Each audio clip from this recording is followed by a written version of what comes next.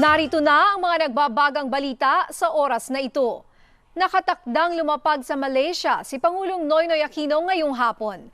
Sa kanyang talumpati bago umalis, sinabi ng Pangulo na layo ng pagbisita niya doon na pagtibayin ng ugnayang pang-ekonomiya at pagtutulungan ng Pilipinas at Malaysia.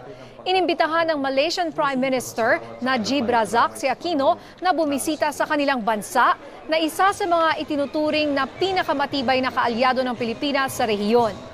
Inaasahang pag-uusapan ng dalawang leader ang paglagda sa peace deal sa pagitan ng gobyerno ng Pilipinas at MNLF. Pasasalamatan din ni Aquino ang Malaysia sa ibinigay nitong tulong noong tumama sa bansa ang super bagyong Yolanda. Bibisitahin din ni Aquino ang Filipino community sa Malaysia.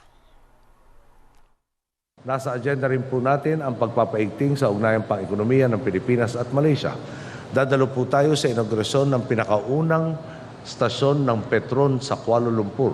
Kinakatawan po nito ang tinatayang $1.2 billion na investment ng Petron Corporation sa Malaysia na sumasakop sa pagpapaunlad ng umaabot sa 558 gasolinahan.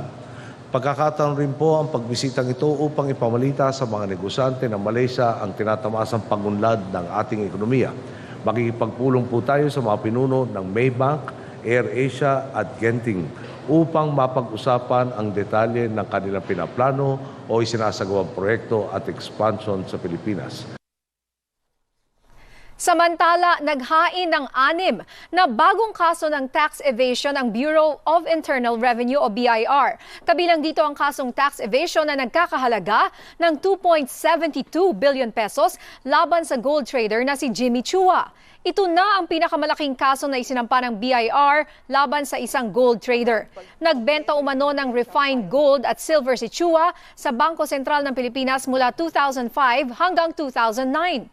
Pero hindi umano siya nakapag-file ng income tax return at value-added tax return.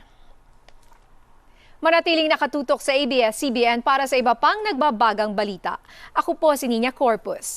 At narito na ang mga balitang dapat abangan mamaya sa TV Patrol. 3 taong gulang na batang lalaki patay dahil sa tinamong sugat na maipit sa eskalator ng isang mall sa Maynila. Blackout sa malaking bahagi ng Mindanao, iniimbestigahan na. First trip ng MRT kaninang madaling araw, na-delay dahil sa nakaharang na maintenance equipment sa Riles. Pila ng mga pasahero, mas humaba pa. At John Lloyd at Ann Curtis, magkasama sa isang proyekto, 2 buwan matapos ang sampalan issue. Abangan sa TV Patrol.